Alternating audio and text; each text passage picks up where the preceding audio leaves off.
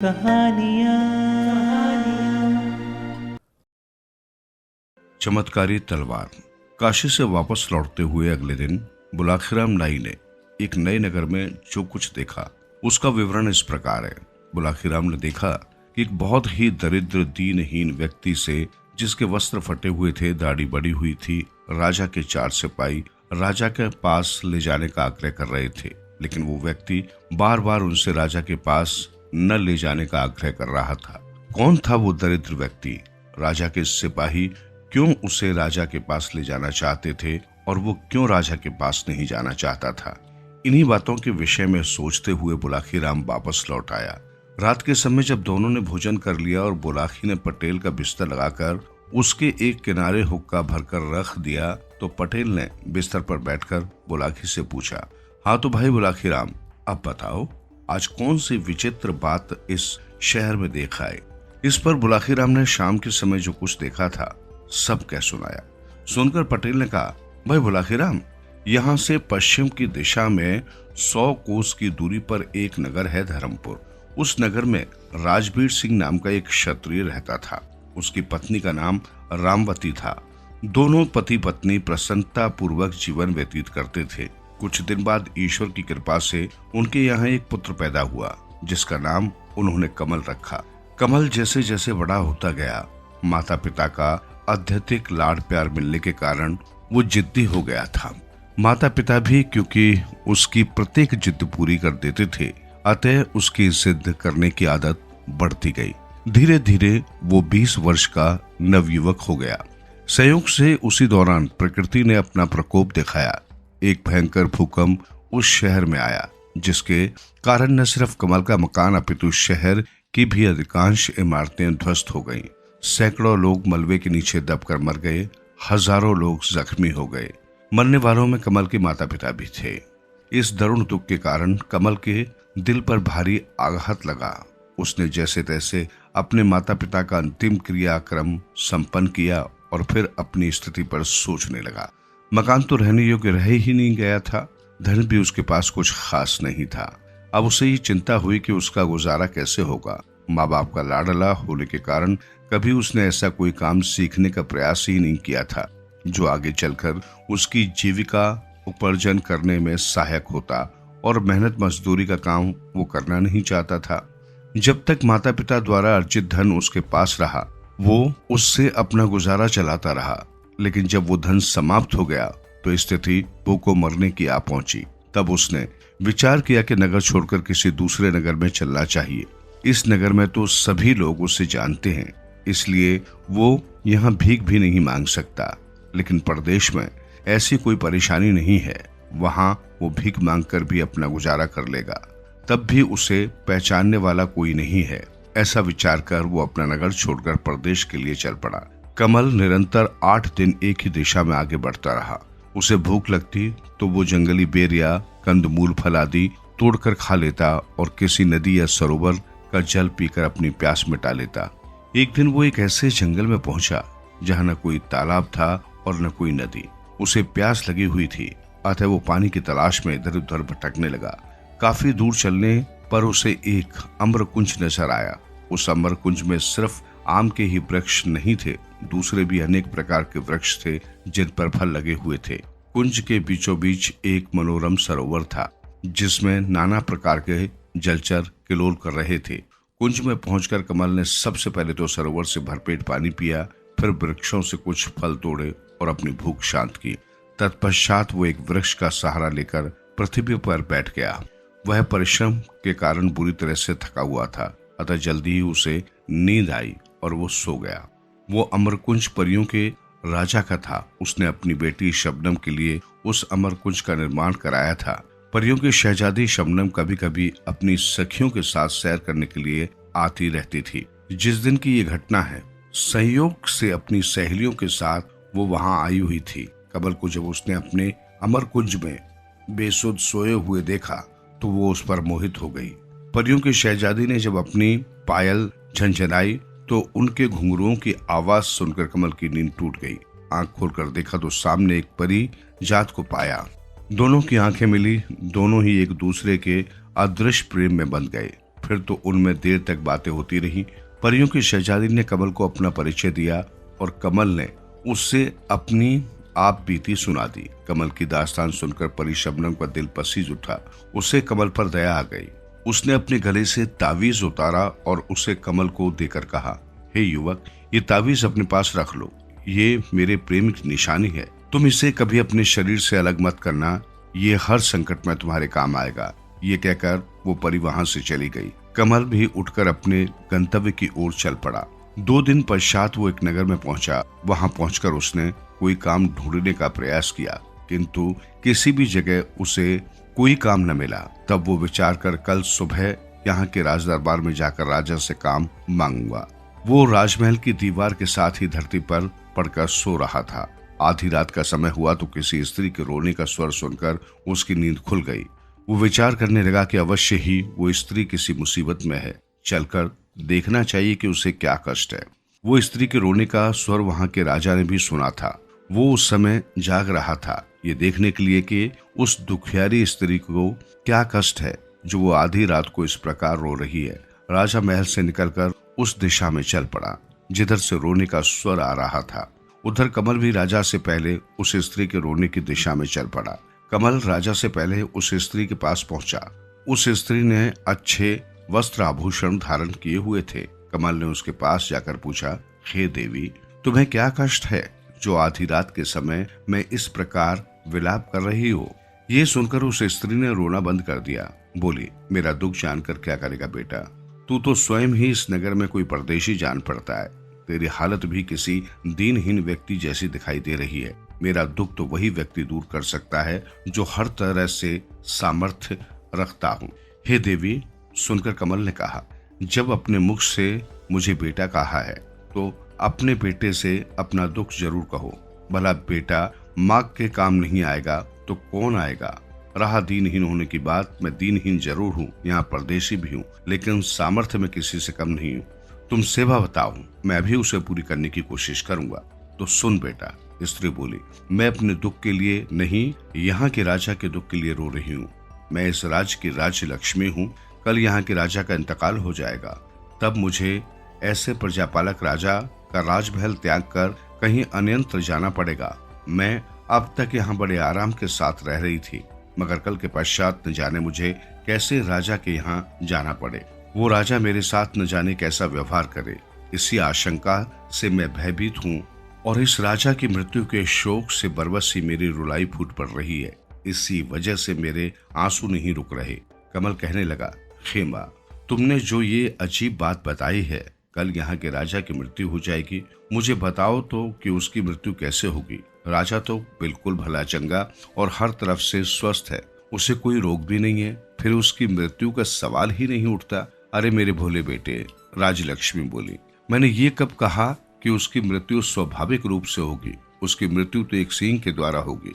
सुन, कल ये राजा शिकार के लिए वन में जाएगा, वहीं एक शेर शिकार के दौरान इसे मार डालेगा। ये सुनकर कमल ने कहा, हे माँ, जब तुम्हें इतना ज्ञान है कि राजा की मृत्यु शेर के शिकार के दौरान होगी, तो तुम ये भी अवश्य जानती होगी कि राजा की मृत्यु किस प्रकार टल सकती है। मुझे वो उपाय बताओ। मैं अपने प्राण देकर भी राजा के प्राणों की रक्षा करने का प्रयास करूंगा। देवी बोली, हे परदेशी, उपाय तो है, किंतु वो करना कठिन है।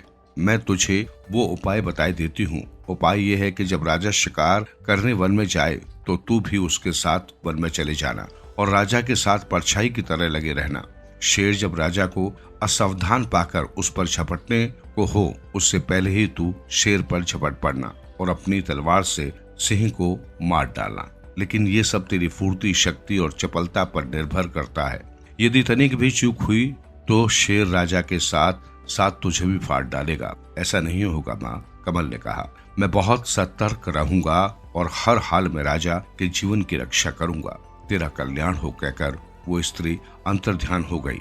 राजा ने अंधेरे में छिपकर उन दोनों का सारा वार्तालाप सुना। उससे अनजाने मित्र कमल के ऊपर गर्व हो आया, जो न तो यहाँ का निवासी ही था और न राजा का कोई मित्र अथवा रिश्तेदार। फिर भी उसके लिए अपनी जान जोखिम में डालने को तैयार था। राजा उसी समय उसके सामने जाहिर होना चाहता था, किंतु न जाने क्यों क्या सोचकर उसने अपना इरादा बदल दिया। वो घूमा और सीधा अपने महल में चला गया। कमल भी लौटकर अपने वाली जगह पर पड़कर सो गया।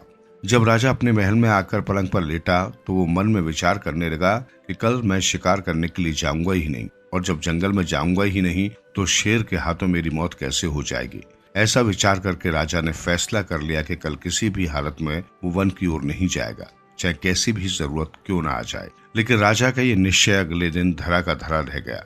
प्रातः होते ही राजा का एक परम मित्र उसके पास आ पहुंचा। उसका वो मित्र स्वयं भी एक रियासत का राजकुमार था और एक कुशल शिकारी भी था। उसने जब राजा से शिकार करने के लिए वन में चलने को कहा तो राजा इनकार न कर सका और अपने शिकारियों को साथ लेकर वन की ओर चल पड़ा। इस बीच कमल साई की तरह राजा के साथ लगा रहा। उस बेचारे के पास कोई हथियार तो था नहीं, अतः उसने निश्चय कर लिया कि वो अपने हाथों से ही शेर का मुकाबला करेगा। हाका शुरू हुआ। शिकारी ढोल बजा बजाकर जंगली जानवरों को खदेड़कर उस दिशा में लाने लगे जिधर राजा मचान पर अपने हथियारों से लैस होकर बैठा था। थोड़ी देर में एक कद्दावर सिंह उसे नजर आया। आंख तंग हुआ तो सिंह सीधा मचान की ओर लपका।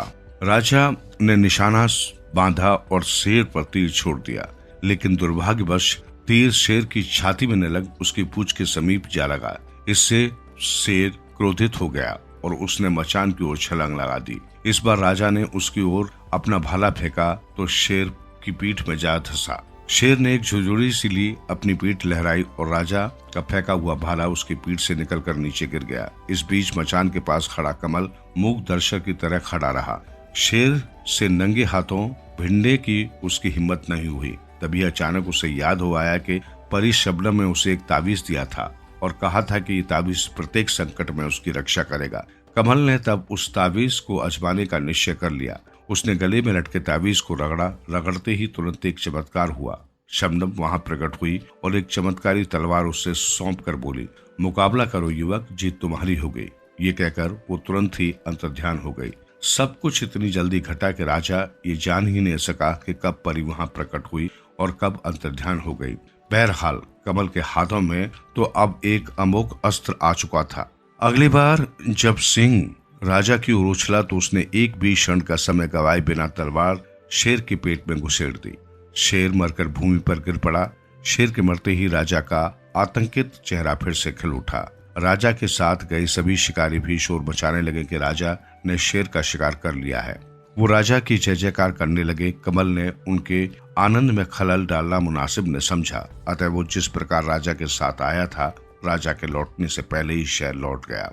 दूसरे दिन राजा को कमल का ध्यान आया। उसने गंभीरता से सोचा तो उसे ज्ञात हुआ कि सिंह की मृत्यु उसके भाले से नहीं, उस अनजान मददगार की तलवार से हुई थी, जो किसी देवदूत के समान अचानक ही वहां उसकी सहायता के लिए पहुंच गया था।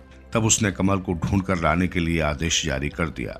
दरअसल राजा कमल को बुलाकर उससे सम्मानित करना चाहता था। वो चाहता था कि इस सेवा के बदले में वो उस युवक को सम्मान के साथ साथ कोई सम्मानीय पद भी अपने दरबार में दे, ताकि वो कुछ ऋणयुक्त हो सके।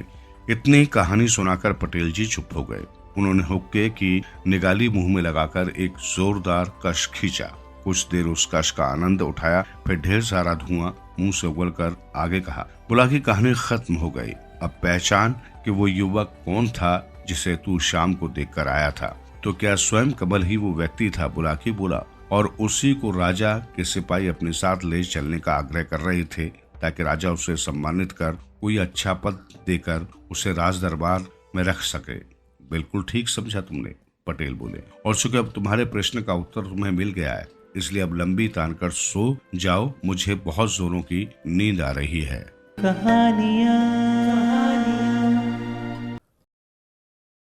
नागिन का क्रोध। अगले दिन वापसी के नए पड़ाव पर बुलाकीराम ने कहा कि आज मैंने एक स्त्री को एक मकान के चबूतरे पर बैठकर रोते हुए देखा, और हैरत की बात यह थी कि उसी औरत के निकट ही काले रंग का एक नाग फन फैलाए खड़ा था, और वो स्त्री उस नाग को प्यार से सहला रही थी। तब गंगाराम ने बताया, बुलाकीराम, इस नगर में साधुराम नाम का एक महाजन निवास करता था। साधुराम के घर में किसी चीज की कोई कमी नहीं थी। ईश्वर का दिया सब कुछ उसके पास था। बस कमी थी तो ये कि उसके यहाँ कोई संतान नहीं थी। वो रात दिन संतान की चिंता में घुटता रहता था। संतान प्राप्ति के लिए साधुराम ने अनेक उपाय किए। वो अनेक तीर्थ स्थलों पर हो आया था, अनेक देवी देवताओं की मन्नतें मान चुका था, जहाँ भी सुनता कि अमुक पीर फकीर की दुआ से तुम्हें संतान प्राप्त हो सकती है, वो दौड़ा दौड़ा जाता और अपने लिए संतान पाने की पीर फकीरों से याचना करता। किंतु ये सब निष्फल सिद्ध हुआ। जब वो हर तरफ से निराश हो गया तो एक दिन उसने एक कठोर निर्णय कर डाला। वो भगवान शिव के मंदिर में पहुंचा और शिवलिंग के सामने पालथी लगाकर बैठ गया। उसने निश्चय कर लिया था कि अब यहाँ से तभी हटूंगा जब तक भोले बाबा मुझे संतान प्राप्ति का आशीर्वाद नहीं दे देते। महाजन 4 दिन तक बिना खाए पिए उसी प्रकार बैठा भोले शंकर की आराधना करता रहा। बिना भोजन पानी उसका शरीर सूख कर कांटा हो गया, आंखें निस्तेज होने लगी, मुख मुरझा गया। बुलाखीराम, उस मंदिर में एक काला नाग भी रहता था। उसने महाजन को इस प्रकार दुखी देखा तो उसे बहुत दुख पहुंचा। उसने सोचा कि ये व्यक्ति यदि इसी प्रकार 4-6 दिन और यहाँ बैठा रहा तो अवश्य ही इसके प्राण चले जाएंगे। अतः कोई ऐसा उपाय करना चाहिए जिससे कि ये जीवित भी रहे और इसकी मनोकामना भी पूरी हो जाए। ऐसा विचार कर उसने अपनी पत्नी नागिन से कहा, हे नागिन, महाजन का दुख अब मुझसे देखा नहीं जाता। तू अगर आज्ञा दे तो मैं कुछ समय के लिए इस महाजन के यहाँ इसका पुत्र बनकर रह लूं। इससे इसका व्रत भी टूट जाएगा और कुछ समय के लिए ही सही इसे पुत्र प्राप्ति का सुख भी प्राप्त हो जाएगा। ये सुनकर नाग पत्नी बोली, हे स्वामी, यदि आप चले गए तो मैं अकेली रह जाऊंगी। आपके पीछे भी मैं आपके वियोग में तड़पती रहूंगी। सोचिए तब मेरी हालत कैसी हो जाएगी। आप परोपकार करने की बात सोच रहे हैं, लेकिन ऐसा करने से मेरा तो अनिष्ट ही हो जाएगा। फिर भी प्रिय, नाग ने कहा, हमें इस व्यक्ति के लिए कुछ न कुछ तो करना ही पड़ेगा। जरा सोचो, यदि ये यहाँ मर गया तो इसका पाप दोष हमारे सिर पर आ जाएगा। इस योनि के बाद जब हम धर्मराज के पास जाएंगे और धर्मराज जब हमसे ये पूछेंगे कि तुमने जानते बूझते भी एक प्राणी को क्यों मर जाने दिया, तब हम क्या जवाब देंगे। ये सुनकर नाग पत्नी सोच में पड़ गई। फिर उसने सोचकर नाग से कहा, स्वामी, हत्या का दोष अपने सिर लेना तो मुझे भी पसंद नहीं। अतः आप कुछ समय के लिए इस महाजन के पुत्र के रूप में रह लीजिए, लेकिन 2-4 साल से ज्यादा समय के लिए नहीं। इतने वर्ष तक आपका वियोग मैं सहन कर लूंगी। पत्नी की सहमति पाकर तब उस नाग ने गुप्त रहकर आकाशवाणी की, हे महाजन, तेरा व्रत सफल हुआ। अब तू अपने घर जा। अब से 10वें महीने में तेरी मनोकामना पूर्ण हो जाएगी।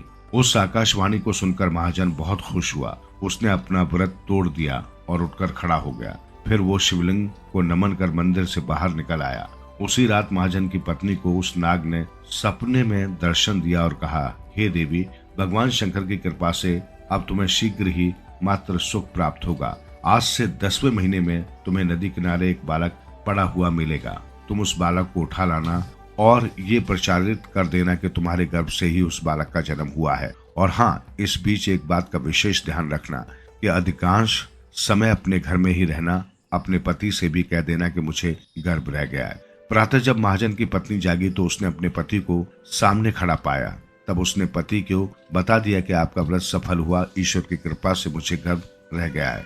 उसने ये भी बता दिया कि अपना गर्भकाल में गुप्त रहकर ही व्यतीत करूंगी, क्योंकि मुझे ऐसा ही आदेश देवता के द्वारा मिला है। साधु राम ने तब उसके रहने के लिए गुप्त प्रबंध कर दिया। जब 10 महीने बीत गए तो एक दिन महाजन की पत्नी नदी किनारे गई। वहां उसे पत्तों के ऊपर लेटा हुआ एक नवजात शिशु दिखाई दिया। भोले का प्रसाद समझकर महाजन की पत्नी उस नवजात शिशु को घर ले आई। घर आकर उसने अपने पति से कह दिया कि आप पिता बन गए हैं, ईश्वर ने हमारी मनोकामना पूरी कर दी।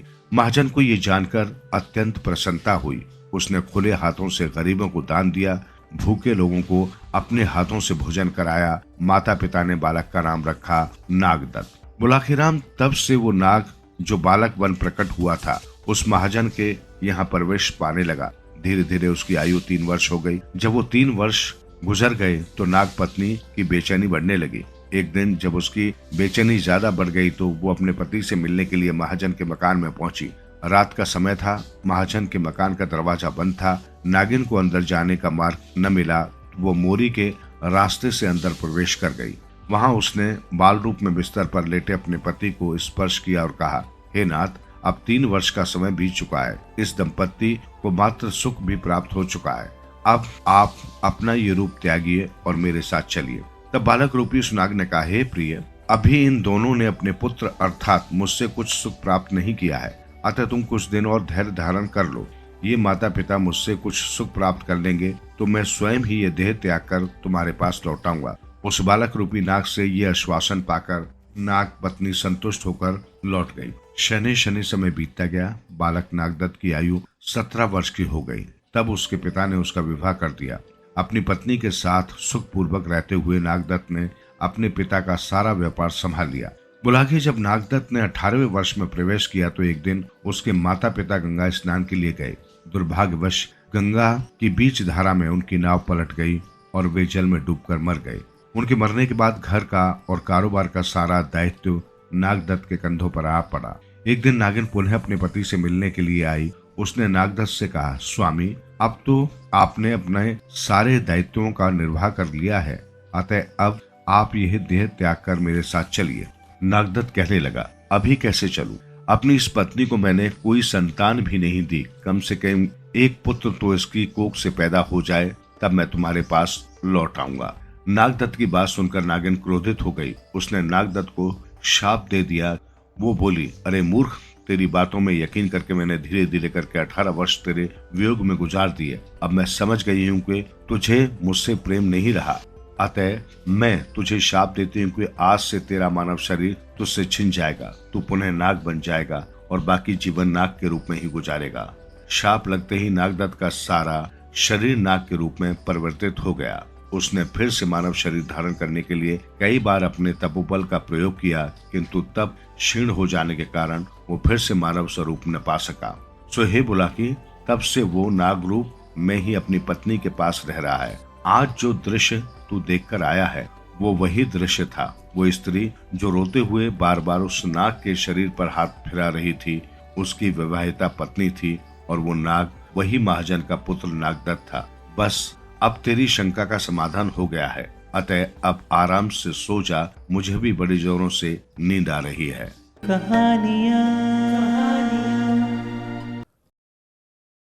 घृणा पात्र। काशी यात्रा की वापसी में अगले दिन वे श्यामगढ़ नाम के नगर में पहुंचे। ठहरने की व्यवस्था एक धर्मशाला में की गई। पटेल ने उसे पैसे देकर बाजार से अपना बुलाकी का तथा घोड़े का खाने का सामान लाने के लिए शहर भेजा। बुलाकी जब सारी चीजें खरीद कर लौटा तो एक विचित्र दृश्य भी देख आया। रात को जब भोजन आदि से निर्वित होकर दोनों सोने को तत्पर हुए तो बुलाकी ने वो नई खबर पटेल को सुनाई। बुलाकी ने कहा, पटेल जी, आज मैंने बाजार में जो दृश्य देखा वो हैरत अंगेज था। अच्छा? पटेल बोले, हम भी तो सुने कि इस बार हमारा प्यारा दोस्त बुलाखीराम कौन सा विचित्र दृश्य दिखाया। पटेल जी, मैंने बाजार में देखा कि एक बड़े से चबूतरे पर एक काली कलूटी कुरूप स्त्री एक खंबे से जंजीरों में बंधी हुई थी। उसके पास 2 प्रहरी पहरा दे रहे हैं। दर्शक वहां आते थे और उस स्त्री को देखकर घृणा से जमीन पर थूक देते थे। न जाने क्या अपराध किया था उस स्त्री ने जो वो लोगों की घृणा का पात्र बन गई थी। बुलाकी ने बताया, कारण मैं बताता हूं बुलाकी, सुनकर पटेल ने कहा, लेकिन कारण जानने से पहले तुम उस स्त्री की पृष्ठभूमि जान लो। कुछ वर्ष पहले इस नगर में धीर सिंह नाम का एक व्यक्ति रहता था। उसकी पत्नी का नाम था फूलवती थे। प्रभु की कृपा से इस दंपत्ति के यहाँ एक संतान भी थी, उसका बेटा रवि। रवि बचपन से ही बहुत तीव्र बुद्धि और साहसी प्रवृत्ति का स्वामी था। एक दिन रवि अपने संगी साथियों के साथ अपने नगर से दूर एक स्थान पर सत्संग सुनने के लिए गया। सत्संग सुनने में उसे विलंब हो गया। तब तक उसके सभी संगी साथी उसे छोड़कर अपने घर लौट गए। वापसी में जब रवि अकेला ही अपने नगर को लौट रहा था तो रास्ता भटक गया और गलती से सही रास्ता छोड़कर एक दूसरे रास्ते पर चल पड़ा। कई कोस चलने के पश्चात भी जब उसे अपने नगर जाने का रास्ता न मिला तो वो घबरा गया। वो प्रातः घर से खाना खाकर चला था और अब वो संध्या होने को थी, इसलिए उसे भूख भी लगी हुई थी। उसने दूर दूर अपनी निगाहें दौड़ाई, लेकिन कहीं भी जीवन के चिन्ह नजर नहीं आए। तब वो लगातार आगे ही बढ़ता गया। कुछ और आगे जाने पर मार्ग से दाईं ओर हटकर उसे एक घने वृक्षों का कुंज दिखाई पड़ा। पानी मिलने की आशा में जब वो उसी कुंज की तरफ चल पड़ा, वो कुंज में पहुंचा तो उसकी नजर एक ऐसे सरोवर पर पड़ी जिसका पानी धीरे धीरे सूखता जा रहा था। अधिकांश सरोवर का जल सूख चुका था, किंतु कहीं कहीं कुछ ऐसे गड्ढे शेष थे जिनमें अभी भी पानी भरा हुआ था। सबसे पहले तो रवि ने उन गड्ढों से जल लेकर अपनी प्यास बुझाई, फिर वापस आकर उस कुंज में ये देखने लगा कि किस वृक्ष पर पके हुए फल लगे हैं। उन पेड़ों पर तो उसे फल दिखाई न दिए, अलबत्ता एक ऐसी झाड़ी उसे दिखाई दे गई जिसके चारों ओर बेलें फैली हुई थी। उन बेलों पर टमाटर जैसे आकार के पके हुए फल लटक रहे थे। रवि ने एक फल को तोड़कर चखा, फल उसे स्वादिष्ट लगा तो और भी फल तोड़ लिए और उन्हें खाकर अपनी भूख मिटाई। अब उसे चिंता हुई रात व्यतीत करने की। सूरज डूब चुका था, रात्रि का अंधकार पूरी जंगल में फैलने लगा था। नीचे सोने में जंगल के हिंसक जीवों का डर था। अतः वो एक मोटे से वृक्ष पर चढ़ गया और उसकी मोटी सी एक शाखा पर लेटकर सारी रात गुजार दी। प्रातः भोर की रोशनी फूटी तो वो नीचे उतरा। फूलों की रविश में अचानक उसकी निगाह एक ऐसी कली पर पड़ी जिसका रंग सोने के समान था। उत्सुकतावश उसने वो कली तोड़कर जेब में रख ली और वापस लौट पड़ा। अभी वो कुछ ही दूर गया था कि उसे अपनी जेब भारी लगने लगी। कली जेब से निकाली तो वो उसे बहुत भारी लगी। तब उसने वो कली नीचे फेंक दी। कली का नीचे गिरना था कि वहां जैसे भूकंप आ गया। कली एक काली कुरूप डायन के रूप में बदल गई। वो डायन रवि को खाने के लिए झपट पड़ी। रवि अपनी जान बचाने के लिए तेजी से आगे दौड़ पड़ा। जैसा कि मैं कह चुका हूं, रवि में साहस की कोई कमी नहीं थी, किंतु साहस भी वो कहां दिखा था। उसका सामना था एक मायावी डायन से जो उसे समूचा ही निगल जाने के लिए तत्पर थी। ऐसे में उसे सही सूझा कि किसी तरह उस डायन से अपनी जान बचानी चाहिए। अब आगे आगे रवि और पीछे पीछे मुंह फाड़े विकराल दांत निकाले वो काली कलूटी डायन, दोनों में तेज दौड़ने का मुकाबला आरंभ हो गया। संयोगवश कुछ ही आगे चलकर उसे इस नगर का राजा दिखाई दे गया जो एक हाथी पर सवार होकर वहां से गुजर रहा था। भागता हुआ रवि राजा के पास पहुंचा और उससे प्रार्थना की, दुहाई है अन्नदाता, आप मेरे जीवन की रक्षा कीजिए। राजा ने उसे तसल्ली दी और पूछा, तुम्हें किस चीज का भय है युवक? अन्नदाता, एक काली कलूटी भयंकर आकार वाली डायन बहुत देर से मेरा पीछा कर रही है। वो मुझे खा जाना चाहती है। बस कुछ ही पल में वो यहाँ पहुंचने ही वाली है। रवि ने कहा, मेरे रहते तुम्हें डरना नहीं चाहिए युवक। राजा बोला, फिर भी तुम डायन के प्रति शंकित हो तो मेरे हाथी पर बैठ जाओ। डायन यदि आई तो उससे मैं मुकाबला करूंगा। ये कहकर राजा ने हाथी को इशारा किया जिसने अपनी सूंड के द्वारा रवि को अपने ऊपर चढ़ा लिया।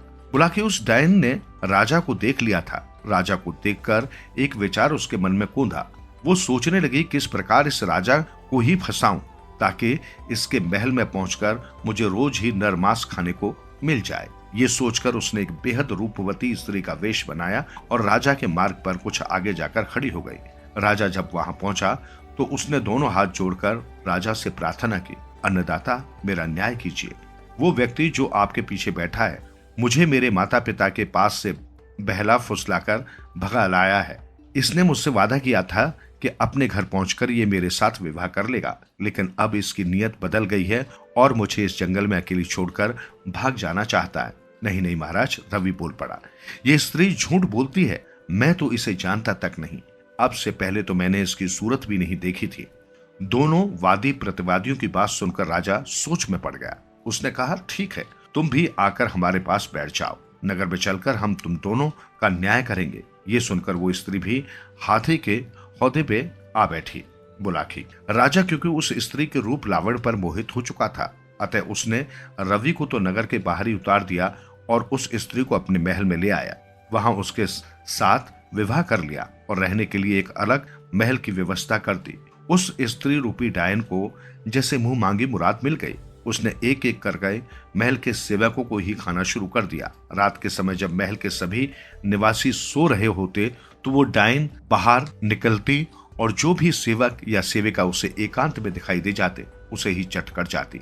आरंभ में तो राजा को कोई शक नहीं हुआ, लेकिन जब महल के कर्मचारियों की संख्या घटने लगी तो वो चौंका। तब उसने शहर में मुनादी करवा दी कि जो भी व्यक्ति इस रहस्य का पता बताएगा कि हमारे महल के कर्मचारियों की संख्या में अचानक कमी क्यों हो रही है, हमारे कर्मचारी आखिर जा कहां रहे हैं, हम उस रहस्य को बताने वाले को ढेर सारा इनाम देंगे। साथ ही राज दरबार में उसकी नौकरी पक्की कर दी जाएगी। ये मुनादी रवि ने भी सुनी। वो राजा के दरबार में पहुंचा और राजा से कहा, अन्नदाता, मैं वही नौजवान हूँ जिसने एक दिन जंगल में एक डायन से अपनी रक्षा की प्रार्थना की थी। मैं आपको ये बताने आया हूँ कि वो डायन अब भी आपके ही महल में मौजूद है। हमारे महल में? सुनकर राजा को हैरानी हुई। हाँ अन्नदाता, रवि बोला। वो बेहद खूबसूरत स्त्री जो उस दिन मुझ पर इल्जाम लगा रही थी कि मैं उसे भगा कर लाया हूं, वो डायन ही थी जो अपनी मायावी शक्ति से वेश बदलकर एक खूबसूरत स्त्री बन गई थी। हमें तुम्हारी बात का विश्वास नहीं है, सुनकर राजा बोला। तुम प्रमाणित कर सकते हो अपनी बात को? हाँ अन्नदाता, आप मुझे एक रात महल में रहने की आज्ञा दे दीजिए, मैं अपनी बात प्रमाणित करके दिखा दूंगा, रवि ने कहा। राजा ने तब उसे महल में रहने की अनुमति प्रदान कर दी। उस रात रवि राजा के महल में ही ठहरा। वो सारी रात जागता ही रहा। राजा भी उसके साथ जागता रहा। आधी रात का समय हुआ तो वो स्त्री अपने कक्ष से बाहर निकली। उसने सुंदर स्त्री का रूप त्यागा और अपने असली रूप में आ गई। फिर वो महल से बाहर निकली और एक प्रहरी को, जो पहरा देते देते सो गया था, संबोधित कर उसे अपने साथ ले आई। महल की छत पर बैठकर उसने उस प्रहरी का पेट फाड़ दिया और बड़े चटकारे लेकर उसका मांस खाने लगी। फिर उसने उस स्थान को साफ किया और खून के दाग धब्बे मिटाकर पुनः अपना रूप त्याग कर सुंदर स्त्री का वेश धारण कर रानीवास में चली गई। राजा ने ये सब अपनी आंखों से देखा। अब उसे इस बात का बहुत दुख होने लगा कि वो क्यों इस डायन के छलावे में आकर धोखा खा बैठा। उसे रवि की बात पर यकीन हो गया। अगले दिन राजा ने सबसे पहले यही काम किया कि उसने नगर के सबसे ज्यादा योग्य एक ओझा को राज दरबार में बुलवाया और उसे सारी बात बताकर उसी के अनुसार कार्यवाही करने के लिए कहा। राजा की रानी बनी वो डायन भी दरबार में पेश की गई। ओझा ने मंत्र पढ़कर चावल के कुछ दाने उस स्त्री की ओर फेंके तो वो चीखने चिल्लाने लगी। उसका सुंदर स्त्री वाला रूप बिगड़ गया और वो अपने वास्तविक रूप में आ गई। वो डायन राजा को खाने के लिए उसकी ओर झपटी, लेकिन तब तक ओझा के मंत्रों ने उसे विवश कर दिया। तब राजा के आदेश पर सैनिकों ने उस डायन को दबोच लिया और उसके हाथ पांव में हथकड़ी बेड़ी कस दी गई। कहानी समाप्त करते हुए गंगाराम पटेल ने बुलाखीराम नाई से कहा, हे बुलाखीराम, आज संध्या को तुमने जिस दृश्य को देखा था वो वही दृश्य था। राजा ने अब एक चौराहे पर एक चबूतरा बनवाकर उस डायन को एक खंभे से बंधवा दिया है। उसके हाथ पांव में हथकड़ी बेड़ी कसी हुई है।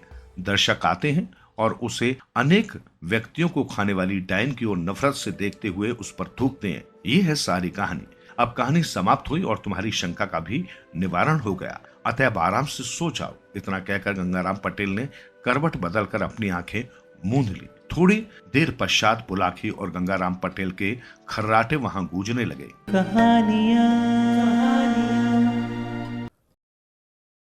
नसीब अपना अपना। काशी यात्रा से वापसी के अगले दिन बुलाखीराम ने एक नगर में जो विचित्र बात देखी थी उसका विवरण इस प्रकार है। नगर के बाजार में बुलाखीराम ने देखा कि एक स्थान पर बहुत भीड़ लगी हुई थी। भीड़ के मध्य दो व्यक्ति खड़े थे, जिनमें से एक तो कोई राजपुरुष प्रतीत होता था और दूसरा कोई निर्धन व्यक्ति। राजसी वस्त्रों में सुसज्जित पुरुष जवान था और निर्धन व्यक्ति बहुत बूढ़ा। वो राजपुरुष उस निर्धन वृद्ध के पैरों को बार बार छूकर उसके प्रति सम्मान प्रकट कर रहा था। दोनों की ही आंखें आंसुओं से भीगी हुई थी। रात को सोने के समय जब बुलाखीराम ने गंगाराम पटेल से इस बारे में पूछा तो उन्होंने उसे ये कहानी सुनाई। बुलाखी यहाँ से कुछ कोस के फासले पर एक नगर है, सारंगपुर। सारंगपुर नगर में राजा राजपाल का शासन था। राजा राजपाल के दो पुत्र थे, जिनमें बड़े का नाम मोहन और छोटे का नाम सोहन था। उस राजा में वैसे तो अनेक अच्छाइयां थी, किंतु एक बुराई भी उसके अंदर थी। वो ये समझता था कि उसकी प्रजा के सब लोग उसी के कारण सुरक्षित हैं। वहीं उनका भाग्य विधाता है। उसी के प्रताप से उन्हें भोजन की प्राप्ति होती है। कहने का मतलब यह है कि राजा मिथ्य अभिमानी हो गया था। एक दिन की बात है, राजा अपने महल में बैठा हुआ था। उसके समीप ही उसके दोनों पुत्र भी बैठे थे। अचानक राजा ने अपने बड़े बेटे से प्रश्न पूछ लिया, मोहन बेटे, ये बताओ कि किसके प्रताप से तुम्हें अन्न एवं जल प्राप्त होता है? उत्तम उत्तम वस्त्र, स्वादिष्ट भोजन और नाना प्रकार की सुख सुविधाएं की वस्तुएं तुम्हें किसके भाग्य से मिलती हैं? मोहन चाटुकार था। उसने तुरंत उत्तर दिया, पिताजी, ये सब वस्तुएं तो मुझे आपके प्रताप से ही मिलती हैं। आप इन चीजों को देना बंद कर दें तो मेरा जीवन ही खत्म हो जाएगा। आपके बिना मेरा अस्तित्व कैसा? आप ही के कारण तो मैं राजकुमार कहलाता हूँ, नहीं तो कोई मुझे पूछे भी नहीं। मोहन का ये उत्तर सुनकर राजा प्रसन्न हो गया। फिर उसने सोहन से भी यही बात पूछी तो सोहन ने कहा, पिताश्री, इस संसार के समस्त प्राणियों को उनके भाग्य के अनुसार ही भोजन पानी और दूसरे सब सुख मिलते हैं। व्यक्ति का नसीब साथ दे तो वो सफलता की बुलंदियों पर जा पहुंचता है। यदि भाग्य साथ न दे तो वो पतन के गर्त में जा गिरता है। व्यक्ति के अपने भाग्य से ही उसे सब कुछ मिलता है। भोजन, वस्त्र और विविध प्रकार की सुख सामग्री उसे उसके भाग्य से ही मिलती है। तो क्या जो तुम खाते हो, जो वस्त्र तुमने पहने हैं, जो सुख सुविधाएं तुम्हें मिली हुई हैं, वे सब तुम्हें तुम्हारे भाग्य से मिली हैं? राजा ने पूछा। हाँ पिताजी, बिल्कुल ऐसा ही है। ये चीजें मुझे मेरे भाग्य से ही मिली हैं। ये सुनकर राजा को क्रोध आ गया। उसने गुस्से से कहा, सोन, तुम तो बहुत कृतघ्न हो। मेरा दिया खाते हो, मेरा दिया पहनते हो और इसका श्रेय देते हो अपने भाग्य को। तुम मेरे बेटे कहलाने का हक नहीं रखते। निकल जाओ मेरे महल से और कहीं बाहर जाकर अपने भाग्य के सहारे ही अपनी जीविका चलाओ। पिता की आज्ञा शिर धारे कर सोहन महल से निकल आया और जीविका उपार्जन के लिए एक दूसरे राज्य की ओर चल पड़ा। मार्ग में एक घना जंगल पड़ता था। राज्य से निष्कासित राजकुमार सोहन जब पैदल चलता हुआ बहुत थक गया तो विश्राम करने के लिए घने वृक्ष की छाया में बैठ गया। अभी उसे बैठे हुए ज्यादा देर नहीं हुई थी कि उसने निकट ही कहीं से आती हुई किसी शेर की दहाड़ सुनी। उसने घबराकर उस दिशा की ओर देखा तो उससे कुछ दूरी पर उसे एक शेर लड़खड़ाता हुआ उसी की दिशा में बढ़ता हुआ नजर आया। ये देखकर राजकुमार घबरा गया। पहले उसने विचार किया कि जान बचाने के लिए उसे वृक्ष पर चढ़ जाना चाहिए, लेकिन जब उसने दोबारा शेर की दहाड़ सुनी तो उसके कदम ठिठक गए। शेर की दहाड़ में क्रोध का भाव न होकर करुणा का भाव था। सोहन ने फिर उस शेर की चाल पर गौर किया। शेर बुरी तरह से लंगड़ाकर चल रहा था। उसका अगला एक पंजा जमीन पर पड़ ही नहीं रहा था। ये देखकर सोहन के मन में उस शेर के प्रति दया का भाव पैदा हो गया। घायल शेर लंगड़ाता हुआ उसी वृक्ष के पास पहुंचकर बैठ गया जिस वृक्ष के नीचे सोहन बैठा हुआ था, और वो याचना भरी निगाहों से सोहन की ओर देखने लगा, जैसे कहना चाहता हो कि आओ मेरी सहायता करो। झिझकता हुआ सोहन जब धीरे धीरे शेर के निकट पहुंचा, उसने दाएं हाथ से शेर का सिर सहलाया। शेर को उसके स्पर्श से कुछ राहत सी मिली तो उसने अपनी आंखें बंद कर ली। सोहन ने इस बार दोबारा उसकी पीठ सहलाई तो शेर जमीन पर लेट गया। अब सोहन ने उसके घायल पंजे पर ध्यान दिया। शेर के पैर में एक मोटा कांटा चुभा हुआ था। कांटा इतना बड़ा और सख्त था कि वो पंजे को फाड़कर ऊपर तक निकल आया था। उस कांटे के कारण शेर का पैर बुरी तरह से सूज गया था। कांटे के कारण पूरा पंजा जख्मी हो गया था और पंजे से रक्त बह रहा था। शेर की ऐसी हालत देखकर सोहन नीचे झुका। उसने शेर का वो घायल पंजा दाएं हाथ से पकड़ा और अपने दांतों से पकड़कर उस कांटे को एक झटके में बाहर निकाल दिया। राहत मिली तो शेर की गुर्राहट बंद हो गई और वो आंखें मूंद कर लेट गया। कांटा निकालने के बाद राजकुमार बहुत देर तक शेर की पीठ और उसके सिर को सहलाता रहा। बुलाखी, ममता की भाषा सभी प्राणी समझते हैं। प्राणी कोई भी क्यों न हो, यदि उसे प्यार दुलार मिले तो वो आदमी का मित्र बन जाता है। उस दिन से वो हिंसक प्राणी शेर भी राजकुमार का दोस्त बन गया। राजकुमार जहाँ भी जाता वो भी उसके पीछे पीछे चल देता। उसके डर से हिंसक जंगली जीव राजकुमार के करीब नहीं भटकते थे। इतनी कहानी सुनाकर पटेल ने थोड़ा सा विराम दिया। हुक्के की नली मुंह से लगाकर 2-3 गहरे कश खींचे और धुआं मुंह से बाहर निकालकर आगे बोला कि अब इस प्रसंग को यहीं छोड़कर मैं तुम्हें एक दूसरा प्रसंग सुनाता हूँ, जिसका संबंध इसी कहानी से है। सागरपुर राज्य की सीमा से सटा हुआ एक दूसरा राज्य है स्वर्णपुर। स्वर्णपुर में राजा इंद्रजीत का शासन था। इस राजा के कोई संतान नहीं थी, अतः राज्य का प्रधानमंत्री इस राज्य पर अपना अधिकार करने का राजा के विरुद्ध एक कुचक्र रच रहा था। परंतु चूंकि राजा अपनी प्रजा में बहुत लोकप्रिय था और नगर की सारी जनता राजा के पक्ष में थी, अतः वो खुलकर उसके विरुद्ध कोई दुस्साहस करने की हिम्मत नहीं जुटा पा रहा था।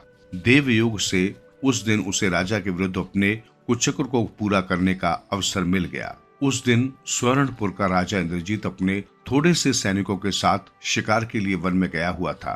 तभी प्रधानमंत्री अपने साथ अपने पक्ष के बहुत से सैनिकों को लेकर वन में जा घुसा और उसने राजा को घेर लिया। दोनों पक्षों में तलवारें खिंच गई और वे एक दूसरे पर वार करने लगे। राजा बहुत बहादुरी से लड़ा, मगर जब उसके सभी सैनिक एक एक करके धराशायी होते चले गए तो उसका हौसला टूट गया। मंत्री के सैनिकों ने राजा को बंदी बना लिया। ठीक उसी समय जब मंत्री के आदेश से एक सैनिक राजा के वध करने की तैयारी कर रहा था, देवदूत की तरह सोहन अपने शेर के साथ वहां पहुंच गया। क्षण मात्र में ही राजकुमार सोहन सब कुछ समझ गया। उसने अपने शेर को उस सैनिक के ऊपर झपटने का संकेत कर दिया। शेर विद्युत गति से उछला और उस सैनिक के ऊपर जा पड़ा। उसने सैनिक का सिर अपने जबड़े में दबाकर उसे झिझोड़ना शुरू कर दिया। शेर के आकस्मिक आ पहुंचने से मंत्री के सैनिकों में घबराहट फैल गई और वे जान बचाने के लिए भाग छूटे। जब मंत्री भी भागने लगा तो राजकुमार सोहन ने उसे पीछे से थाम लिया। उसने शेर के जबड़ों में फंसे सैनिक की तलवार उठा ली और उससे मंत्री के मुंह पर लगा हुआ नकाब फाड़ दिया। नकाब फटते ही मंत्री का चेहरा उजागर हो उठा। ये देखकर राजा इंद्रजीत चकित रह गया। सोहन ने मंत्री के सीने पर अपनी तलवार अड़ा रखी थी, अतः राजा ने आगे बढ़कर मंत्री की तलवार उसके हाथ से छीन ली और उसे निहत्था करके उसकी मुस्के कसकर एक ओर को डाल दिया। अब राजा इंद्रजीत राजकुमार सोहन की ओर मुखातिब हुआ। उसने राजकुमार से कहा, बेटे तुम कौन हो और इस शेर के साथ कैसे रहते हो? राजकुमार सोहन ने जब राजा को अपनी सारी कहानी कह सुनाई, राजकुमार के द्वारा पूछने पर राजा ने भी अपने बारे में सारी बातें बता दी। राजा ने सोहन से कहा, बेटे अब सारी चिंता छोड़ दो, मैंने अब से तुम्हें अपना बेटा मान लिया है, अतः मेरे साथ चलो, मैं तुम्हें अपना उत्तराधिकारी बनाऊंगा। राजकुमार सहमत हो गया और राजा के साथ मंत्री को सिंह की पीठ पर लाद कर स्वर्णपुर नगर में चला आया। नगर निवासियों ने जब मंत्री को बंदी हालत में सिंह की पीठ पर लदे हुए देखा तो उनके आश्चर्य की सीमा न रही, लेकिन बाद में जब उसकी गद्दारी की बात मालूम हुई तो सभी उसकी हरकतों पर उससे नफरत करने लगे। बुलाखी। बाद में राजा इंद्रजीत ने मंत्री के षड्यंत्र में शामिल सभी सैनिकों का पता लगवाया और मंत्री के साथ साथ उन्हें भी कारागार में डलवा दिया। उसने एक बहुत बड़ा दरबार सजाया और सोहन को अपना उत्तराधिकारी घोषित कर दिया। राजकुमार सोहन आनंद से अपने दिन व्यतीत करने लगा। अब सुनो सारंगपुर का हाल। अपने बेटे सोहन को राज्य से निष्कासित कर देने के बाद राजा राजपाल को पश्चाताप होने लगा। उन्हें अपने मिथ्याभिमान पर भी अफसोस होने लगा। इसी गम में राजा बीमार रहने लगा। राजा की इस स्थिति का फायदा उठाया उसके एक पड़ोसी राजा ने, जो राजा राजपाल से शत्रुता रखता था। एक दिन उसने अचानक सारंगपुर पर आक्रमण कर दिया और बात की बात में नगर पर अधिकार कर लिया। राजा राजपाल किसी तरह अपने बेटे मोहन के साथ नगर से निकलने में कामयाब हो गए और भागकर इस नगर में आ गए।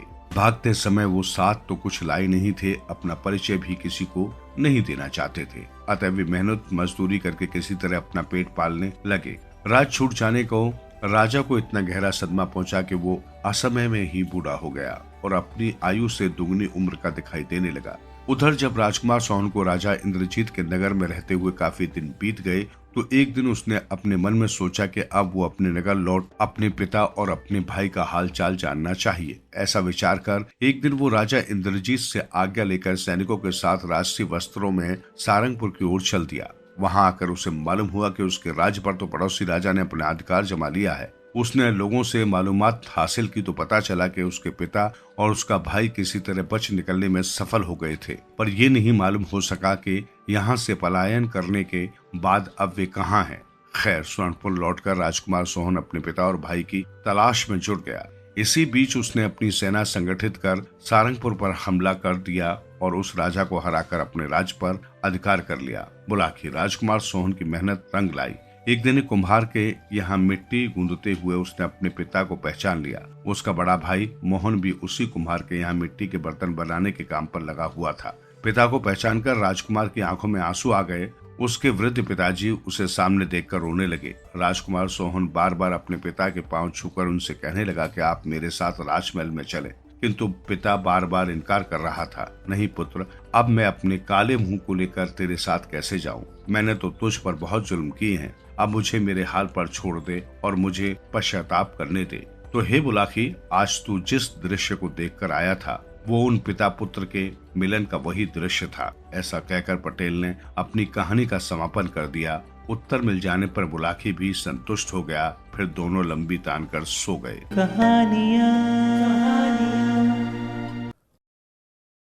सौतिया डाह।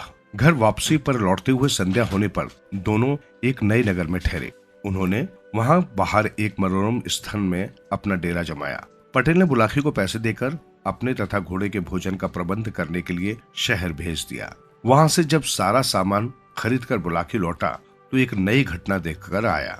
रात को जब दोनों खाना खाकर निर्वित हो गए तो बुलाखी बोला, पटेल जी, आज जब मैं बाजार से सामान खरीद कर वापस लौट रहा था तो मैंने एक चौराहे पर एक स्त्री को जंजीरों से बंधे हुए देखा। जो भी राहगीर उधर से गुजरता उस स्त्री के सिर में 5 जूते लगाता, तभी वो आगे बढ़ता था। मेरे लिए ये एक आश्चर्य की बात है, कृपया इसका रहस्य मुझे बताइए। तो सुन बुलाखीराम, पटेल ने कहा, इस घटना के पीछे एक कहानी है जो इस प्रकार है। इस नगर के राजा का नाम चंद्रदत्त है। उसकी 3 रानियां थी, माला, रूपा और पद्मा। माला सबसे बड़ी थी, अतः उसे पटरानी का पद प्राप्त था। राजा की कोई संतान नहीं थी, वो संतान प्राप्ति के लिए बहुत उत्सुक था। दोनों छोटी रानियों से उसने विवाह भी इस कारण ही किया था, जिससे कि वे अपनी कोख से किसी संतान को जन्म दे सके। पर अफसोस ये बड़ी रानी की तरह दोनों छोटी रानियों को भी कोई संतान न हो सकी। राजा ने अनेक वैद्य, हकीम और मंत्र तंत्र करने वाले पीर फकीरों को तीनों रानियों को दिखाया। आखिरकार उसकी इच्छा पूर्ण हुई। बड़ी रानी को गर्भ रह गया। जब बड़ी रानी माला गर्भवती हो गई तो दोनों छोटी रानियों को उससे ईर्ष्या पैदा हो गई। उन्हें ये लगने लगा कि अब बड़ी रानी का तो राजा की निगाहों में सम्मान और भी बढ़ जाएगा, जबकि हम दोनों उपेक्षित हो जाएंगे। ऐसा विचार कर दोनों ने एक कुचक्र रचा। उन्होंने बड़ी रानी के गर्भ से जन्म लेने वाले शिशु का वध करवाने का फैसला कर लिया। एक दिन बड़ी रानी ने उन दोनों से पूछा, रूपा और पद्मा, तुम दोनों मेरी छोटी बहनों की तरह हो। ये तो मैं जानती हूँ कि तुम भी प्रसव का कोई अनुभव नहीं है और मेरे गर्भ में ये पहली ही संतान होगी। फिर भी मैं ये जानना चाहती हूँ कि प्रसव के समय मैं क्या करूँ कि मेरी कोख से जन्म लेने वाला शिशु खूब स्वस्थ और सुंदर हो। ये सुनकर छोटी रानी ने कहा, महारानी, अपने मायके से मैंने सुना था कि जब भी स्त्री को पहली संतान पैदा हो उसे अपनी आंखों पर काली पट्टी बांध देनी चाहिए। ऐसा करने से माना जाता है कि माँ या दाई की नजर बच्चे को नहीं लगती, क्योंकि ये भी कहा जाता है कि कभी कभी अपनी जन्मदात्री माँ की नजर भी उसकी संतान को लग जाती है। अतः आप जब अपने बच्चे को जन्म दें तो उस समय अपनी आंखों पर काली पट्टी बांध लें। बड़ी रानी ने सोचा कि इतने दिन अपने शिशु को मैंने गर्भ में धारण किया है, पैदा होते ही यदि नजर लग गई तो ये तो बहुत बुरी बात होगी। अतः उसने प्रसव के समय अपनी आंखों पर काली पट्टी बंधवाने का निर्णय किया। उसने दोनों छोटी रानियों को भी बता दिया कि जैसे ही मुझे प्रसव वेदना शुरू होगी उसी दिन मैं अपनी आंखों पर काली पट्टी बंधवा लूंगी। बड़ी रानी के ऐसा विचार जानकर दोनों रानियों ने दाई को धन देकर उसे खरीद लिया। उन्होंने दाई से कहा, महल या महल से बाहर किसी ऐसी स्त्री की खोज करो जिसको रानी के समय में ही बच्चा पैदा हो। 1-2 घंटे आगे पीछे भी हो तो भी चलेगा। हम तब तक स्थिति को संभाले रहेंगे। फिर जैसे ही स्त्री को बच्चा पैदा हो तुम वो बच्चा रानी के बच्चे से बदल लेना। इसके लिए जो इनाम तुम्हें हमसे अब तक मिला है उससे भी बड़ा इनाम मिलेगा। और धन मिलने के लोभ में दाई ऐसा करने को तैयार हो गई। संयोगवश उस स्त्री को उसी समय एक मरा हुआ बच्चा पैदा हुआ। जब रानी ने अपने पहले शिशु को जन्म दिया तब उस दाई ने उस स्त्री का मरा हुआ बच्चा लाकर रानी के पास रख दिया और उसका जीवित बच्चा वहां से उठा ले आई। फिर उसने प्रचारित कर दिया कि रानी की कोख से एक मरा हुआ बच्चा जन्मा है। रानी की आंखों पर पट्टी बंधी थी, इसलिए वो दाई की इस साजिश को देख नहीं पाई। राजा को जब पता चला कि रानी ने एक मृत बालक को जन्म दिया है तो उसे बहुत दुख पहुंचा, मगर अब हो भी क्या सकता था। उसने अपने प्रारब्ध का दोष मानकर सब्र कर लिया। उधर वो दाई छोटी रानियों के पास पहुंची और कहा, रानी जी, महारानी का बच्चा मेरे पास सुरक्षित है, बताओ उसका क्या करूं? करना क्या है? उस सपोले को मारकर जंगल में फेंक आओ, बाद में आकर अपना इनाम हमसे ले लेना। रानी ने कहा। दाई जब घर आई तो उसने शिशु को नजर भर देखा। बच्चा टुकुर टुकुर बड़े भोलेपन से उसकी ओर देख रहा था। दाई का हृदय पिघल उठा। उसे बच्चे पर दया आ गई। उसने बच्चे की हत्या न करके उसे पुत्रवत पालने का फैसला कर लिया। तब से वो बच्चा दाई के घर में ही परवरिश पाने लगा। दाई ने उसका नाम भरत सिंह रख दिया और एक ताबीज डाल दिया। दाई की एक बच्ची भी थी जिसका नाम था सीमा। दोनों बालक दाई की छत्र छाया में बड़े होने लगे। जब भरत की उम्र 15 वर्ष की थी तो एक दिन अकस्मात उस दाई की मृत्यु हो गई। भरत और सीमा अकेले रह गए, क्योंकि केवल वो दाई ही थी जो उनका पालन पोषण करके उनकी आयु को परवान चढ़ा रही थी। कुछ दिन तो दोनों दाई माँ की पूंजी से निर्वाह करते रहे, किंतु अधिक दिन गुजारना कठिन था। इसलिए एक दिन भरत ने सीमा से कहा, बहन, अब हमारे ऊपर कोई संरक्षक नहीं है, अतः अब मुझे कोई काम तलाशना ही होगा। यह सुनकर सीमा बोली, मेरे भैया, तुम तो अभी किसी लायक भी नहीं हो, तुम्हारी आयु तो बहुत कम है, तुम्हें नौकरी कैसे मिल पाएगी। तुम चिंता मत करो बहन, जब आदमी किसी काम को करने का निश्चय कर लेता है तो कोई न कोई रास्ता निकल ही आता है। वैसे भी ऐसा कहा गया है कि ईश्वर भी उन लोगों की मदद करता है जो अपनी मदद अपने आप करते हैं। मैं आज ही राजा के दरबार में जाता हूँ और उसके यहाँ कोई नौकरी पाने की कोशिश करूंगा। हे बुलाकी नाई, ऐसा कहकर वो राज दरबार के लिए चल पड़ा। जब वो राजमहल के नीचे से गुजर रहा था तब बड़ी रानी माला की दृष्टि उस पर पड़ी। वो उस समय महल की छत पर बैठी नीचे से गुजरते हुए लोगों को देख रही थी। भरत को देखकर न जाने कैसे उसके मन में उसके प्रति ममता पैदा हो गई। उसे लगने लगा जैसे वो लड़का उसका अपना बेटा ही हो। उधर भरत की दृष्टि भी ऊपर उठी और जैसे ही उसकी निगाहें रानी से मिली तो उसके मन में भी रानी के प्रति आदर के भाव पैदा हो गए। खैर, वो राजदरबार में पहुंचा और अपने घर के हालात बताकर और राजा को ये समझाकर कि उसकी माता भी राजा के महल में दाई का काम कर चुकी थी। जब राजा से किसी नौकरी का निवेदन किया तो राजा ने उसे अपने यहाँ पहरेदार के रूप में नियुक्त कर लिया। इस प्रकार भरत राजा का व्यक्तिगत सेवक बनकर राजा के महल में प्रवेश पा गया। भरत ने शीघ्र ही अपनी सेवाओं से राजा का मन मोह लिया। राजा उसे बहुत चाहने लगा। अब वो जहां भी जाता सेवक के रूप में भरत को अवश्य ले जाता। इस तरह धीरे धीरे करके 5 वर्ष गुजर गए। भरत 20 वर्ष का एक कड़ियल जवान बन गया। एक बार राजा उसे अपने साथ लेकर वन में शिकार खेलने गए। वहां जंगल में एक सिंह को देखकर राजा ने अपना घोड़ा उसी दिशा में दौड़ा दिया। निकट पहुंचकर राजा ने अपना भाला शेर पर चलाया, किंतु भाला उसके शरीर के बालों को छूता हुआ निकल गया। ये देखकर शेर ने पलटवार कर दिया, लेकिन इससे पहले कि राजा पर झपट्टा मारे भरत उसके सामने दीवार बनकर अड़ गया। भरत ने अपनी तलवार शेर की छाती से अड़ा दी। तब शेर ने राजा का ध्यान तो छोड़ा और भरत पर टूट पड़ा। दोनों में जोर आजमाइश होने लगी। कभी भरत सिंह की तलवार ठेलकर पीछे हटा देता, कभी शेर दहाड़कर उसे अपने पंजों से फाड़ डालने की कोशिश करता। काफी देर तक उन दोनों के बीच मौत की ये आंख मिचौली होती रही। इस बीच भरत के गले में पड़ा ताबीज टूटकर गिर गया। राजा ने जब सिंह को भारी पड़ता देखा तो वो भी घोड़े से कूदकर शेर से भिड़ गया। दो तलवारों की मार से शेर झेल न सका। वो घायल होकर भूमि पर गिरकर तड़पने लगा। कुछ देर में उसका तड़पना भी बंद हो गया और मृत्यु को प्राप्त हो गया। इसी बीच भरत के गले से नीचे गिरा हुआ ताबीज राजा की निगाह में आ गया। उसने झुककर उस ताबीज को उठाया और उसे अपनी जेब में रख लिया। दोनों जब शेर का शिकार करने के बाद महल लौटे तो राजा ने भरत का बड़ा सम्मान किया। उसने उसकी पदोन्नति कर दी और कई अन्य बहुत सी सुविधाएं भी उसे दे दी। रात को राजा ने अपनी राजसी पोशाक उतारी तो वो ताबीज उसकी जेब से निकलकर नीचे गिरा। राजा ने ताबीज उठाया और ताबीज को उलट पलट कर देखा।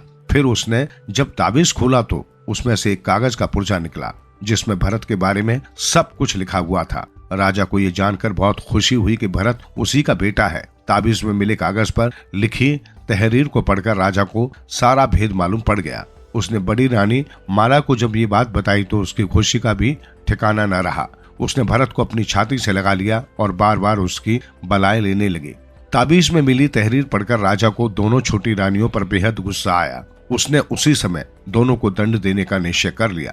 उधर जब दोनों रानियों को ये मालूम हुआ कि उसकी योजना का भाड़ाफोड़ हो गया है और राजा अब उन्हें क्षमा नहीं करेगा तो वे दोनों बेहद घबराए। इसी घबराहट से रानी पद्मा ने तो जहर खाकर आत्महत्या कर ली, लेकिन रूपा आत्महत्या करने का साहस न जुटा पाई। राजा ने उसे जीवित गिरफ्तार कर लिया और सजा के रूप में उसके हाथ पांव बांधकर एक चबूतरे पर बैठा दिया। फिर उसने आज्ञा दी कि राज्य का जो भी व्यक्ति उस चबूतरे के पास से गुजरे वो रानी रूपा के सिर पर 5 जूते मारे। कहानी समाप्त कर पटेल ने कहा, सोएबुला खिनाई, आज तुम जो विचित्र घटना देखकर आए थे वो वही घटना थी। रूपा रानी को उसके किए का दंड दिया जा रहा था। आशा है ये सब जानकर तुम्हारी शंका का समाधान हो गया होगा। ये कहकर पटेल जी खामोश हो गए। बुलाकी को भी अपने प्रश्न का उत्तर मिल चुका था, अतः वो भी सोने की तैयारी करने लगा।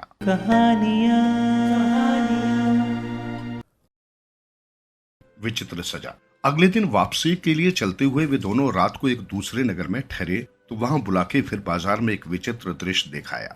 उसने जब वापस लौटकर ये बात गंगाराम पटेल को बताई तो गंगाराम ने अपना वही रटा रटाया वाक्य दोहरा दिया। अभी नहीं बुलाखीराम, मैं तेरी इस बात का उत्तर रात को सोते समय ही दूंगा। अभी तो यात्रा से चलकर आए हैं, थके हुए हैं, पहले नहा धोकर स्नान ध्यान कर लें। भोजन के पश्चात जब निर्वृत्त हो जाएंगे तब आराम से विस्तार में बैठकर सारी बातें होंगी। अभी तो पहले तू अपनी, मेरी और दोनों बेचारे घोड़ों की पेट पूजा की तैयारी कर, क्योंकि हमारे तरह वे भी थके हुए होंगे। ऐसा कहकर पटेल शौच आदि से निवृत्त होने के लिए चले गए। रात को जब वे दोनों फारिग होकर बिस्तर पर आ लेटे तो पटेल ने उससे कहा, हाँ तो बुलाखीराम जी, अब तू उस नई घटना को बता जिसे तू आज शाम इस नगर में देख आया है और जिसका रहस्य जानने के लिए तू बेचैन है। पटेल जी, आज शाम जब मैं बाजार से लौट रहा था तो मैंने एक आदमी को एक चबूतरे पर एक खंबे के साथ बंधा हुआ देखा। उसके समीप ही एक सैनिक भी खड़ा था। चबूतरे के ऊपर एक सरकारी निर्देश टंगा हुआ था जिस पर लिखा था, हर खासो आम को ये निर्देश दिया जाता है कि जो भी शख्स इस राह से गुजरे वो कोड़ा उठाकर इस व्यक्ति को गिनकर 5 कोड़े अवश्य मारे। जो इस निर्देश का पालन नहीं करेगा उसे राजा की ओर से 5 कोड़े लगाकर दंडित किया जाएगा। पटेल जी, जब मैंने उस निर्देश को पढ़ा तो मैंने सोचा कि इसका दंड जाने बिना मैं इसे कोड़े क्यों मारूं। यही सोचकर मैं वहां से खिसकना चाहता था कि तभी वहां खड़े सैनिक ने मुझसे कहा, क्यों भाई, क्या 5 कोड़े खाने का इरादा है? नहीं तो मेरे मुंह से निकला। तब उस सैनिक ने मुझे घुड़का और कहा, यदि 5 कोड़े नहीं खाना चाहते तो नीचे पड़े उस कोड़े को उठा और इस आदमी को 5 कोड़े लगा। पटेल जी, उस सैनिक के कहने पर तब मुझे उस कैदी को 5 कोड़े लगाने पड़े। बस तभी से मेरी आत्मा पर यह बोझ पड़ा हुआ है कि मैंने उस आदमी को अपराध जाने बिना 5 कोड़े मारे। अब आप उस कैदी के विषय में बताइए और ये भी बताइए कि किस अपराध के कारण उसे ये सजा भुगतनी पड़ रही है। बुलाकी पटेल बोले, अपनी आत्मा पर पड़ा बोझ उतार दे और ये समझ ले कि उस आदमी को 5 कोड़े लगाकर तूने पुण्य का कार्य किया है। उस आदमी का अपराध इतना गंभीर है कि उसके लिए राजा ने इससे भी बड़ी सजा नियत की होती तो किसी को भी दुख नहीं होता। सुन, मैं तुझे आरंभ से सारी कहानी सुनाता हूँ। इस नगर में चंद्रसेन नाम का एक महाजन निवास करता है। उस महाजन की एक कन्या है जो बेहद रूपवान है। उसका नाम है पुष्पा। महाजन का एक पुत्र भी है जिसे सब लोग चक्रधारी कहकर बुलाते हैं। महाजन ने पुष्पा की मंगनी बहुत पहले अपने एक मित्र के पुत्र के साथ निश्चित कर दी थी, किंतु अभी तक उसने उसका गौना नहीं किया था। कारण ये था कि पुष्पा की आयु अभी इतनी नहीं हुई थी कि उसका गौना करके उसकी ससुराल विदा कर दिया जाए।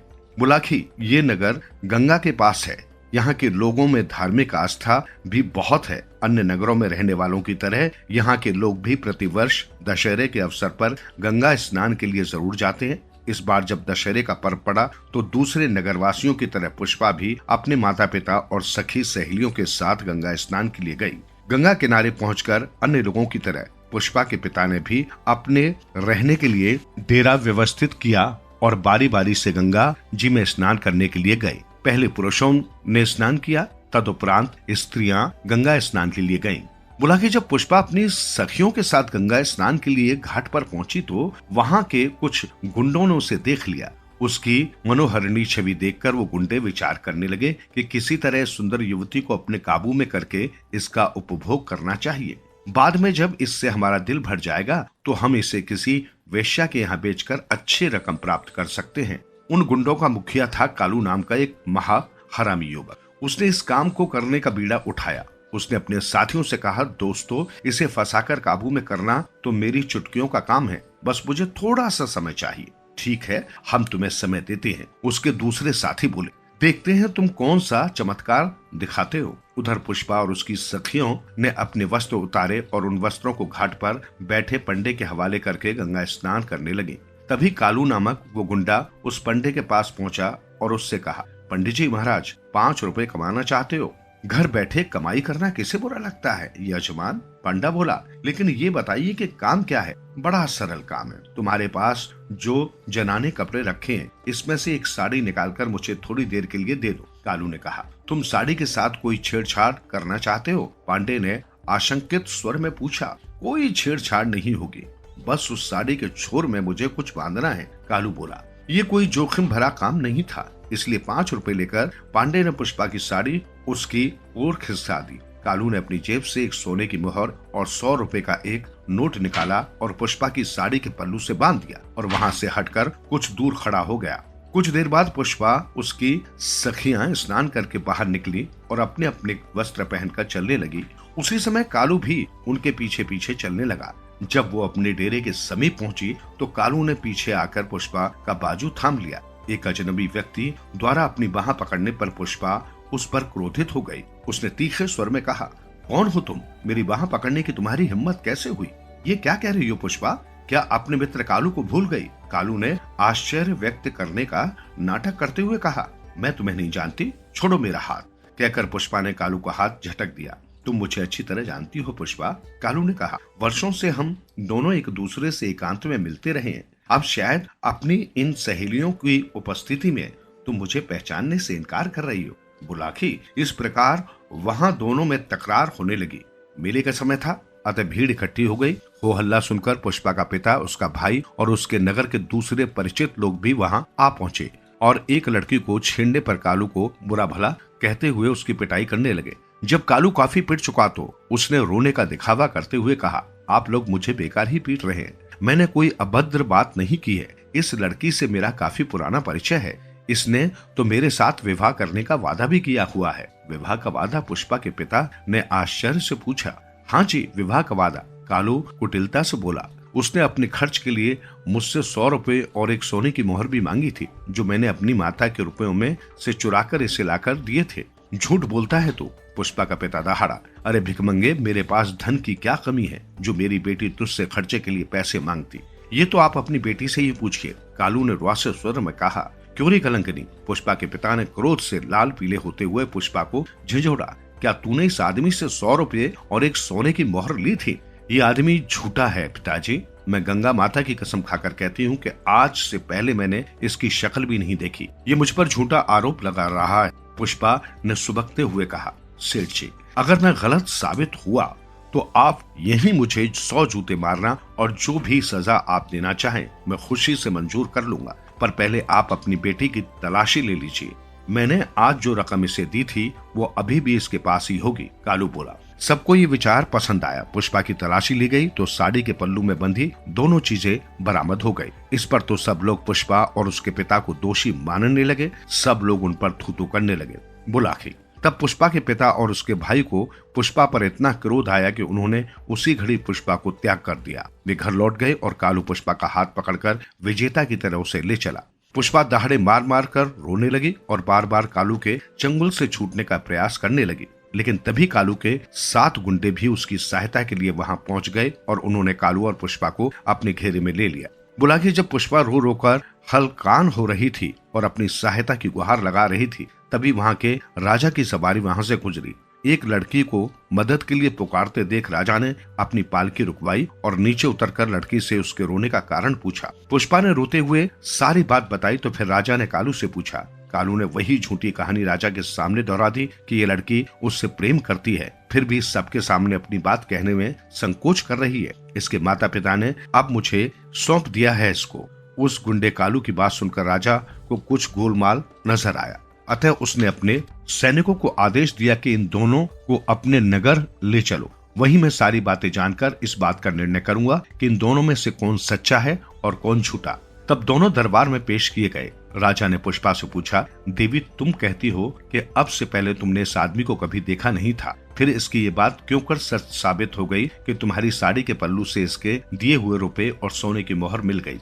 अन्नदाता, पुष्पा बोली, मुझे इस बात का बिल्कुल भी ज्ञान नहीं है कि दोनों चीजें मेरी साड़ी के पल्लू में किसने बांधी। अपनी साड़ी तो मैंने कहीं उतारी भी नहीं थी, सिवाय उस समय को जब मैं स्नान करने के लिए गंगा जल में उतरी थी। अपने वस्त्र तुमने कहाँ रखे थे? राजा ने पूछा। हमने अपने वस्त्र घाट पर पंडे को सौंपे थे, पुष्पा ने कहा। तुरंत ही सारी बातें राजा की समझ में आ गई। वो समझ गया कि लड़की के साथ छल किया गया है। तब उसने उस पंडे को दरबार में पेश होने का हुक्म किया और पंडे के पहुंचने पर राजा ने उसे दंड का भय दिखाया तो भय से कांपते हुए पंडे ने सब कुछ सच बता दिया। उसने बता दिया कि ये काम कालू ने ही किया था। बुलाकर सच्चाई जानकर राजा ने पुष्पा के पिता को बुलाकर पुष्पा तो उसे सौंप दी और उस पंडे और कालू के साथियों को पकड़कर उन्हें 100 कोड़े लगाने की सजा दी। और क्योंकि मुख्य अपराधी कालू था, अतः उसे ये सजा दी गई कि 10 दिन तक इसे खंबे से बांधकर इस पर कोड़े बरसाए जाए। साथ ही ये आदेश भी लिखकर वहां चिपका दिया कि जो भी रागीर वहां से गुजरे वो कालू को 5 कोड़े जरूर मारे। यदि वो ऐसा नहीं करेगा तो फिर राज आज्ञा से 5 कोड़े उसी को मारे जाएंगे। कहानी को समाप्त कर पटेल बोले, सो हे बुलाखी, ये है सारी कहानी। अब राजा की आज्ञा से कालू को सजा दी जा रही है। अपने कुकर्म का फल उसे भोगना पड़ रहा है। जो दृश्य आज तूने देखा है वह उसी समय का है। उम्मीद है ये सब जानकर तेरी उत्सुकता शांत हो गई होगी। अतः अब मुझे भी सोने दे और स्वयं भी सो जा। कहकर पटेल ने आंखें मूंद ली। बुलाखी भी सोने की तैयारी करने लगा।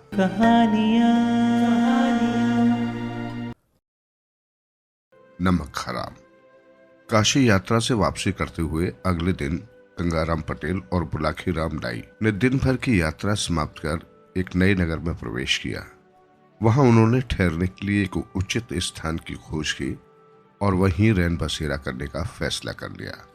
पटेल ने बुलाखी को पैसे देकर शहर में भोजन का सामान लेने भेज दिया तो स्वयं अपनी दिनचर्या को निपटाने में व्यस्त हो गए। बुलाखी इस बार भी लौटा और एक नई खबर उसके पास तैयार थी।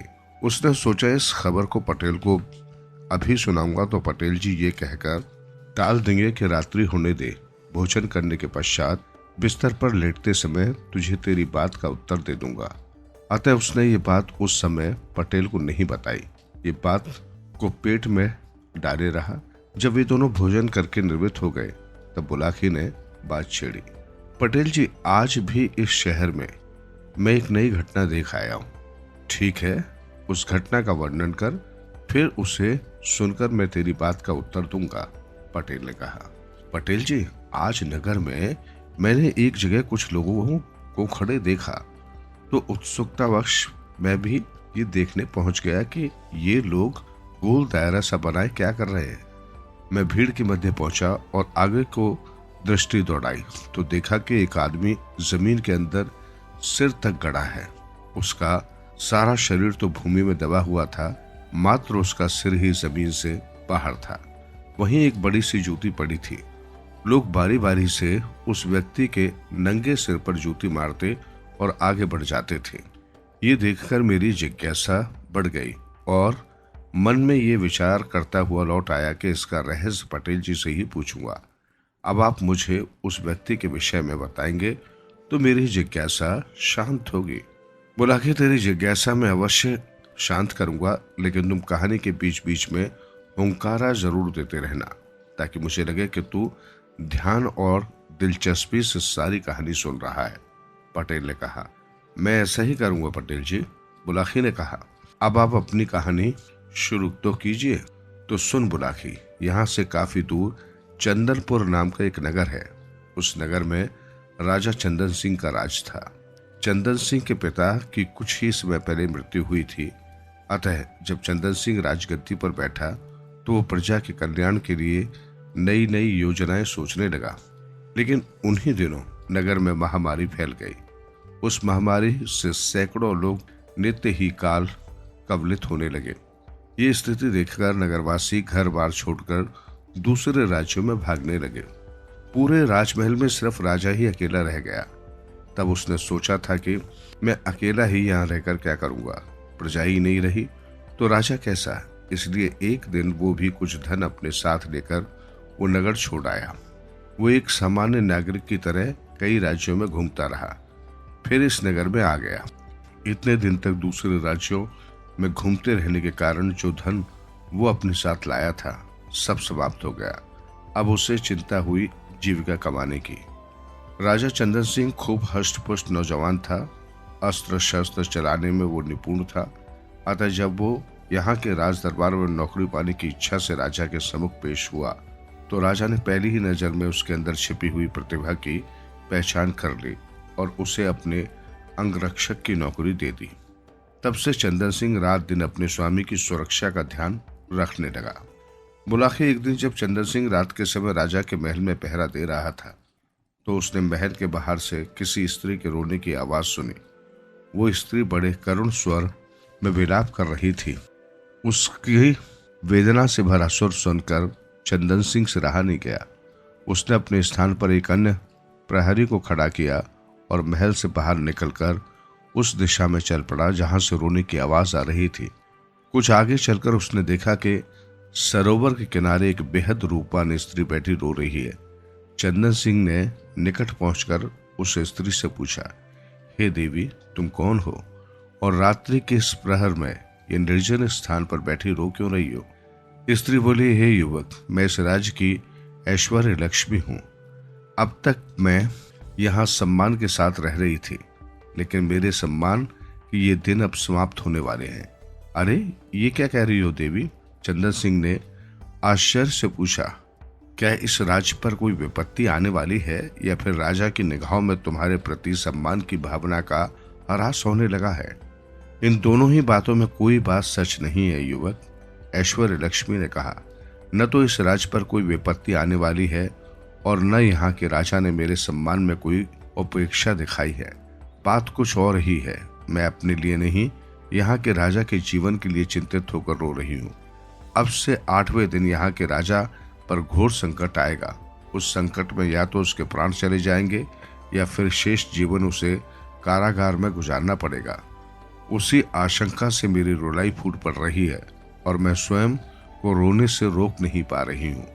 ये सुनकर चंदन सिंह ने पूछा, हे देवी, मैं इस राजा का एक छोटा सा सेवक हूँ। राजा ने मुझे अपनी सुरक्षा के लिए नियुक्त किया हुआ है। यदि मेरे होते हुए राजा का जीवन किसी खतरे में पड़ता है तो ये मेरे लिए शर्म की बात होगी। मुझे कोई ऐसा उपाय बताओ कि मैं सतर्क रहकर हर क्षण अपने स्वामी की रक्षा कर सकूं। हे युवक, ऐश्वर्य लक्ष्मी बोली, कभी कभी सतर्कता बरतने से बड़ा संकट भी टल जाया करता है। मैं तो तुमसे यही कहूंगी कि आने वाले 8 दिनों तुम बेहद सतर्क और चौकन्ने रहकर राजा की निगरानी करो। हो सकता है तब वो विपत्ति स्वयं ही किनारा कर ले। मैं ऐसा ही करूंगा देवी, बस मुझे आपका आशीर्वाद चाहिए। ऐसा कहकर चंदन सिंह ने झुककर ऐश्वर्य लक्ष्मी के पैर छूने चाहे, पर वो उसी क्षण अंतर्ध्यान हो गई। बुलाखे चंदन सिंह ने वापस लौटकर जब राजा को ये बात बताई तो वो भी आशंकित हो गया। उसने अपने महल की सुरक्षा व्यवस्था बढ़ा दी और सैनिकों के कठोर पहरे में बाहर आने जाने लगा। 7 दिन तक कोई घटना नहीं घटी, लेकिन 8वें दिन एक घटना का सूत्रपात हो गया।